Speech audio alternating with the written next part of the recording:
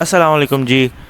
पाकिस्तान ने यूएई को तो हरा दिया है, but we all know that it was not a convincing victory.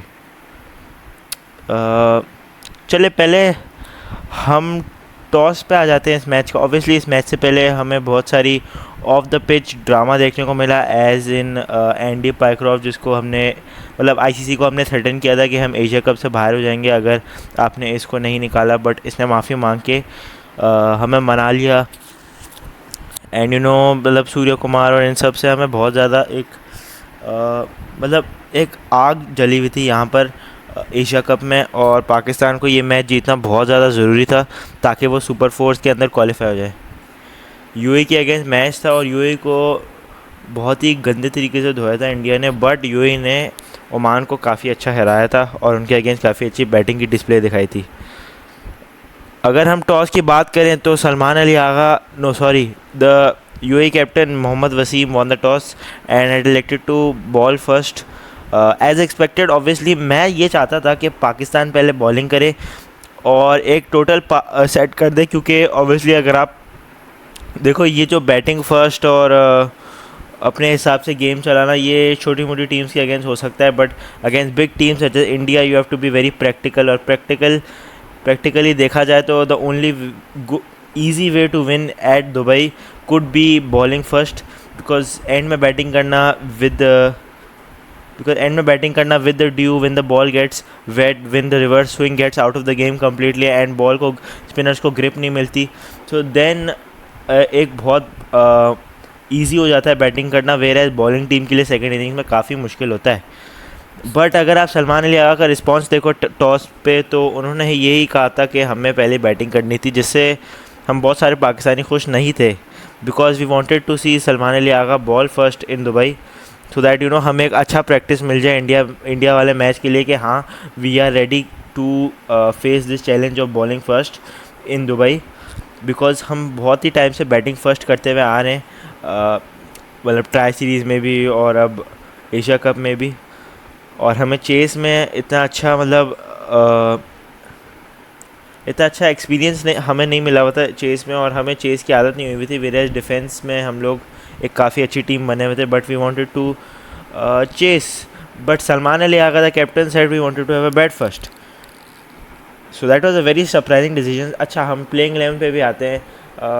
काफ़ी पूरी सेम ही प्लेइंग 11 थी, whereas Fahim Ashraf was set down for this game and Khushdil Shah was brought in, जो कि काफ़ी इंटरेस्टिंग डिसीजन है, क्योंकि खुशदिल शाह ने पाकिस्तान टीम के लिए काफ़ी टाइम से एक परफॉर्मेंस नहीं दी, बट स्टिल खुशदिल शाह एक काफ़ी वैल्यूबल प्लेयर है जो आपको एंड में अच्छे रन्स करके दिखा सकता है, और लेफ्ट आर्म ऑफ स्पिन भी एक अच्छा ऑप्शन है। So I backed Khushdil Shah and Haris Rauf, जो कि हमें बहुत इंतज़ार था कि भाई वो टीम में कब आएंगे, and finally he came in the team, but at the cost of Sufiyan Muqeem. मेरा एक और सवाल ये है कि पाकिस्तान के फैंस और पाकिस्तान को भी चाहिए कि they need Haris Rauf and Shaheen in the same team, and they also need Sufiyan and Abrar in the same team. इससे क्या हो जाएगा कि हमारा एक जो मतलब ऑलराउंडर है वो सेक्रीफाइस हो जाएगा और हमारी बैटिंग डीप नहीं जाएगी, जो कि आई फील के Mike Hesson would not want that, whereas अगर हम देखें तो अगर हमें अपनी बैटिंग डीप करनी है तो फिर हमें किसी एक बैट्समैन को निकालना पड़ेगा, which is something that we don't want, because ये हम ऐसे बैट्समैन हैं जो हमारे प्लेइंग 11 से खेलते जा रहे हैं और हम अभी इतनी तब्दीली नहीं लाना चाह रहे। बट ऑब्वियसली सुफियान को टीम से बाहर करना एक बहुत बड़ा डिसीजन है, और अब हम हारिस रऊफ़ को भी बाहर नहीं कर सकते, बिकॉज एक proper fast bowler with Shaheen की ज़रूरत है। अच्छा चले उस सब को असाइड करके अगर हम मैच की तरफ बढ़े तो Saim Ayub his third duck in this Asia Cup, काफ़ी बैड परफॉर्मेंस रही है साइम अयूब की विद द बैट, 3 डक्स एक साथ, और मतलब जब आप 3 डक्स एक साथ बनाते हो तो मोमेंटम आपके साथ नहीं होता और आपके कॉन्फिडेंस लेवल भी बहुत लो होता है। आई नो कि साइम अयूब बहुत अच्छी बॉलिंग करा रहा है, but still with the bat आपको काफ़ी एक अच्छा खेलना पड़ता है, specially as a aggressive and the most important opener of Pakistan team right now. Saim Ayub आपको थोड़ा सा अपना गेम स्टेप अप करना पड़ेगा और इंडिया वाले मैच में हमें करके दिखाना पड़ेगा, because I don't feel even though Saim Ayub has bowled well, I feel that Saim Ayub is not he is not like मतलब साइम अयूब की अभी जगह पक्की नहीं है पाकिस्तान टीम में, अगर हम एशिया कप से के बाद देखा जाए तो, बिकॉज ऑब्वियसली आई थिंक हमारा मेन गोल तो 2026 का T20 वर्ल्ड कप है। साहिबजादा फरहान जो कि काफ़ी क्रिटिसाइज हुए थे due to some poor knocks such as 29 of 29 against Oman which is quite a horrible knock actually, because उसमें ना तो कोई इंटेंट दिखी ना कॉन्फिडेंस दिखा, और साहिबजादा फरहान को बिल्कुल कोई डिफरेंस गेम दिखा, बिकॉज हमने देखा था कि ट्राई सीरीज़ में जिस तरीके से वो हमें फर्स्ट पंच दे जा रहे थे और काफ़ी अच्छी स्टार्ट दे जा रहे थे। सो वी वांटेड कि साहिबजादा फरहान एक अच्छी परफॉर्मेंस दे हमें। सेकेंड मैच में बुमराह को 2 छक्के तो लगा लिए एंड हिस्ट्री क्रिएट कर दिया, बट स्टिल 40 और 44 is quite a poor performance. And हमने ये देखा था कि या तो साहिबजादा फरहान छक्के मारने की कोशिश करेगा या फिर सीधा बल्ला रख के डॉट बॉल खेलेगा, तो this was not acceptable from our one of the premium openers and intentful opener जो कि हमें मॉडर्न डे क्रिकेट खेलनी है, तो हम ऐसे तो नहीं डेफिनेटली नहीं खेल सकते थे। इस मैच में साहिबजादा फरहान को अग्रेसिव होना था, but he got out in the way, and अब पाकिस्तान के ऊपर बहुत ज़्यादा प्रेशर आ गया था। And the captain for the first time came at number 4 in this Asia cup. मैं सलमान अली आगा पे आता हूँ। फ़खर ज़मान की अगर हम पहले बात करें तो आई थिंक कि कुछ लोग ऐसे हैं जो बोलेंगे कि फ़खर ज़मान ने काफ़ी अच्छी नॉक खेली, क्योंकि पाकिस्तान ने सिर्फ 146 रन जोड़े और इसमें फ़खर ज़मान ने अकेली हाफ सेंचुरी बनाई, बट फ़खर ज़मान की काफ़ी sluggish, I would say according to Fakhar Zaman standards it was quite a sluggish knock and he could have really played a lot better. So Fakhar Zaman आपको थोड़ा सा अपना गेम स्टेप अप करना पड़ेगा, because you are a senior of Pakistan cricket team and हम चाहते हैं कि आप अच्छी परफॉर्मेंस दें हमारे लिए, क्योंकि आप हमारे गेम चेंजर हो। So we don't want sluggish knocks from you, we want very impactful knocks and इंशाल्लाह इम्प्रूवमेंट। मतलब फ़खर ज़मान अब काफ़ी एक एंड टाइम्स में आ गए अपने करियर के, क्योंकि ऑब्वियसली 36 के एज भी आती है, तो फ़खर ज़मान को थोड़ा सा यहाँ पर अपना गेम को में थोड़ा सा कॉन्फिडेंस लाना पड़ेगा, बिकॉज थोड़ा सा अगर आप इतना स्लगिश खेलोगे तो कॉन्फिडेंस लेवल भी लो हो जाता है। और फ़खर ज़मान को अपने सिक्स हिटिंग एबिलिटी बहुत अच्छी है, लेकिन थोड़ी सी कंसिस्टेंसी अपने गेम में फ़खर ज़मान को लानी पड़ेगी, बिकॉज वो एक ऐसा प्लेयर है जो आपको 10 में से 2 मैच जिता सकता है, लेकिन वो 2 मैच ऐसे जिताएगा कि कोई भी आपसे वो मैच छीन नहीं सकता। उसके अलावा हसन नवाज़ जो कि फ़ेल हो गए इस एशिया कप में, उन्होंने कोई अच्छा नॉक नहीं खेला हसन नवाज़ ने। उन्होंने काफ़ी मेहनत करके यहाँ आए हैं, डेफिनेटली 150 से ऊपर का स्ट्राइक रेट है जो कि बहुत ही रेयर है किसी पाकिस्तान T20 बैट्समैन के लिए, but obviously he is going to have to still work hard for his position, because किसी की पोजीशन अभी फिक्स नहीं है मैं ये कहूँगा, बट ऑब्वियसली हसन नवाज़ एक ऐसा टैलेंट है हमारे लिए जो एक फ्यूचर में आके बहुत अच्छा कर सकता है। सो ऑब्वियसली मैं इतना प्रेशर शायद ना डालूँ हसन नवाज़ पे, बिकॉज आई नो कि लेटर ऑन जिस तरीके से वो जो पोटेंशियल वो रखता है वो शायद लेटर ऑन जाके बहुत अच्छा खेले हमारे लिए, और वो एक बहुत ही अच्छा फाइंड, वो पहले आई थिंक वो अभी से ही बहुत अच्छा फाइंड है, बट लेटर ऑन वो जाके बड़ी टीम्स के अगेंस्ट भी बहुत ही अच्छी परफॉर्मेंस दे। खुशदिल शाह जो कि आज 6 नंबर पे खेले थे, खुशदिल शाह के नंबर्स T20 में स्पीक फॉर देम सेल्फ्स। 104 का स्ट्राइक रेट है, it's not very good, it's not very मतलब इतना खूबसूरत नहीं है खुशदिल शाह के नंबर्स। 5 बॉल पे 3 रन बनाए। ये काफ़ी स्लो पिच थी जहाँ पर आपको एक जान लगा के शॉट मारना पड़ रहा था, तो so Khushdil Shah try to hit a hard shot on the leg side, but leg side की बाउंड्री काफ़ी बड़ी थी जिसकी वजह से एक अच्छा कैच पकड़ा यूएई के प्लेयर ने। उसके बाद Mohammad Haris by the way इस दफ़ा 7 नंबर पे प्रमोट हो गए।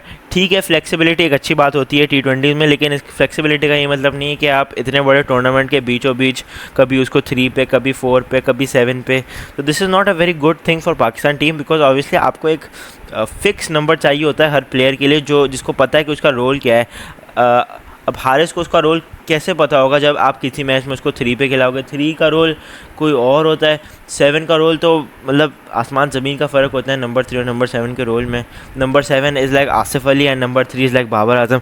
तो आपको तो इसी चीज़ से ही पता चल रहा होगा कि कितना बड़ा डिफरेंस होता है नंबर 3 और नंबर 7 में। लेकिन अगर आप हर मैच में उसको नंबर 3 नंबर 7 नंबर 3 नंबर 7 करते रहोगे तो फिर उसको अपना रोल डिफ़ाइन भी नहीं होगा और वो प्रॉपर्ली आपके लिए खेल भी नहीं पाएगा। Shaheen Afridi, by the way, has batted very brilliantly in this Asia Cup so far in the last two matches against India and UAE. India के अगेंस्ट 17 बॉलों में 33 रन जोड़े, वेरेज इस मैच में 29 रन इन 14 बॉल्स एक काफ़ी अच्छी cameo खेली, जिसकी वजह से पाकिस्तान का स्कोर एक रिस्पेक्टेबल 146 तक चला गया था एंड हमारे अंदर थोड़ी सी कॉन्फिडेंस बूस्ट हो गई थी बिकॉज शाहीन शाह अफरीदी ने वो एक एंडिंग का इम्पैक्ट दिया था विद द बैट एंड एक काफ़ी अच्छी इनिंग्स खेली at through the end of the innings. अब हम बात करते हैं सलमान अली आगा की। सलमान अली आगा जो आपने ट्राई सीरीज़ में करके दिखाया था वो आप एशिया कप में क्या हो गए, मतलब एशिया कप में ना तो वो वाली एनर्जी दिख रही है, ना वो वाला इंटेंट दिख रहा है, ना वो वाली कैप्टनसी दिख रही है। आपकी captaincy has been poor against the big teams.